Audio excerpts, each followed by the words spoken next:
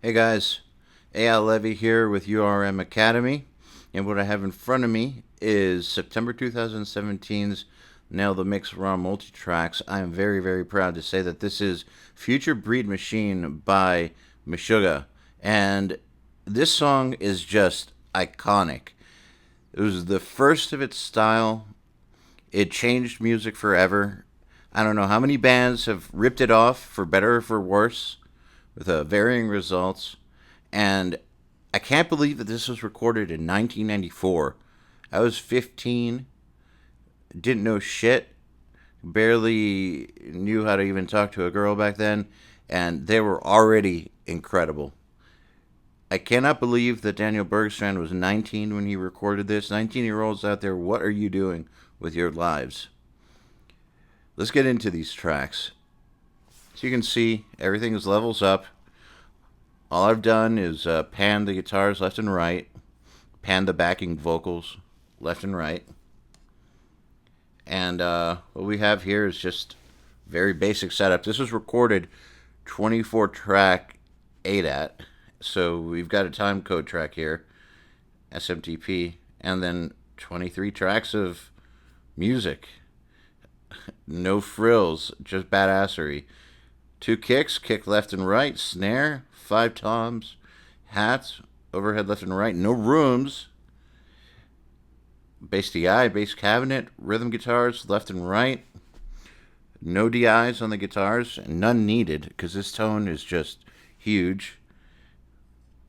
A stereo lead guitar track, clean guitars left and right, 1 main vocal, well, 2 main vocals, but they're not doubles really, and then 2 backing vocals, and that is it. Let's take a quick listen.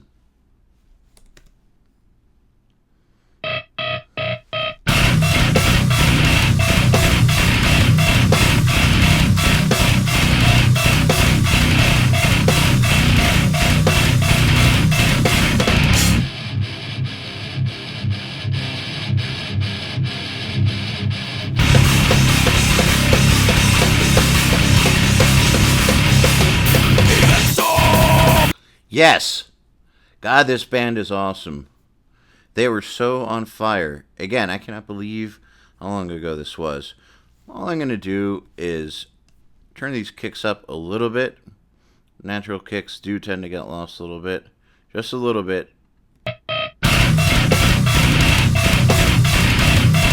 That's better. I made some groups here. Kick group, drum group, bass, rhythm guitar, and vocal. Let's listen to these drums.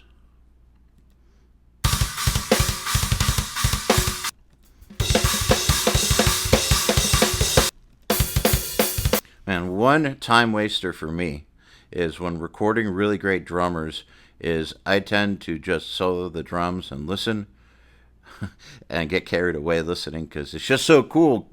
There's nothing like great drums. And let me say, these are also expertly engineered. Like, for instance, look how little bleed there is on these toms. Just so well mic'd, so precisely played. Everything about it is just pristine.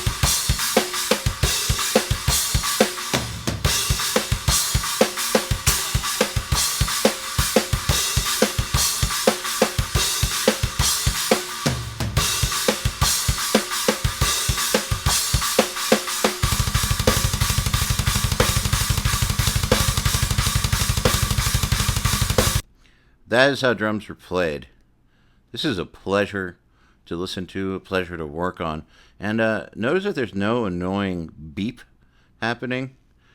What I mean by that is that there's no click track. This was recorded without a click. These guys are just tight. Let's hear the bass now.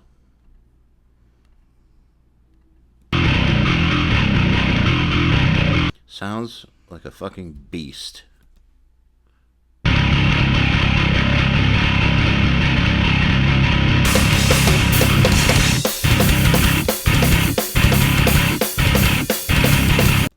Turn down the bass just a little bit.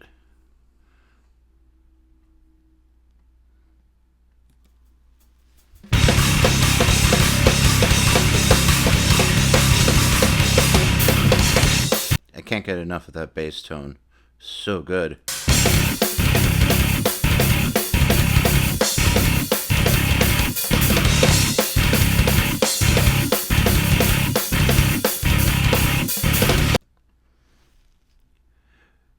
I really do think that the hidden weapon in metal mixes for a badass guitar tone is great bass tone. And you need your bass to kind of sound like that, to just sound like it's played by someone with wrists the size of my legs, and that's pretty big. Let's check out the rhythm guitars. Now, some of you guys might whine that there's no DIs, but first of all, remember, this was recorded to ADAT, 24 tracks. They didn't have extra tracks to play with. And when the guitars are this tight and this good, who needs DIs anyways?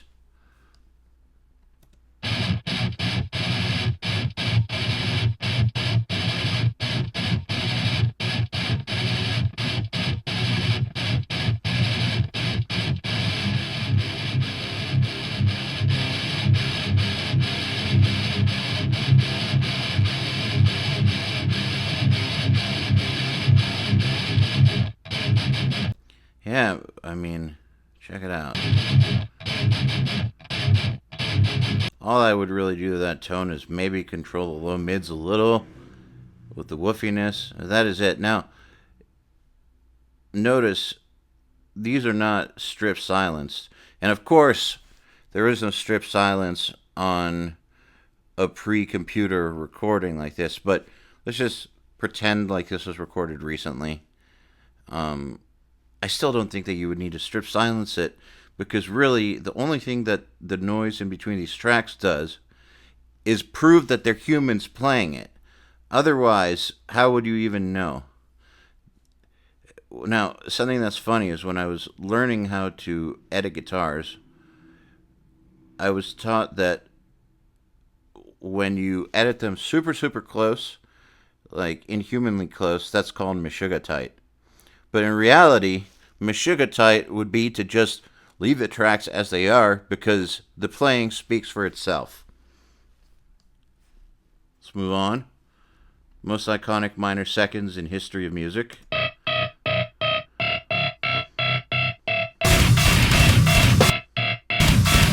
You know how many times these minor seconds here have been copied badly?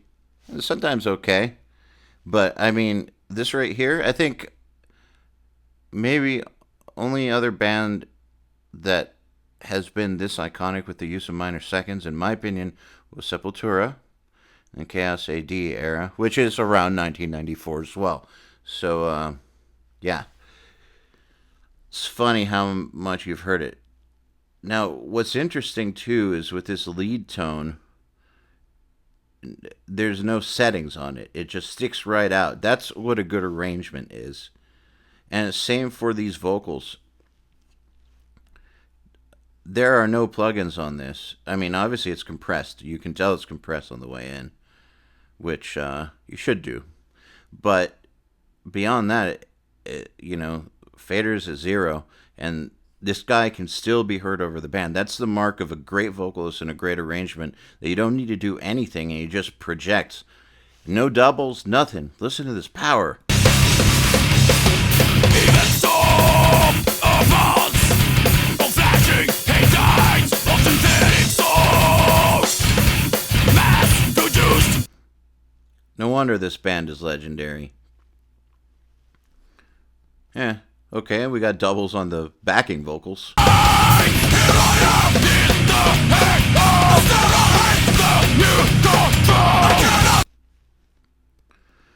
All that's left are some cleans and some leads.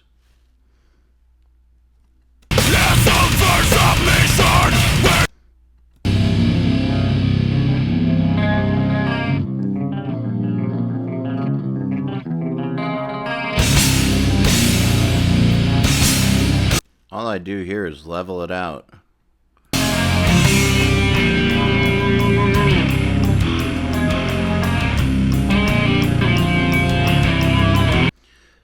So, I mean, there you have it. All you really need to do to make this sound great is to get the levels right and maybe tweak a couple things and you're there. So, my advice, as I said before, is less is more. Don't ruin this.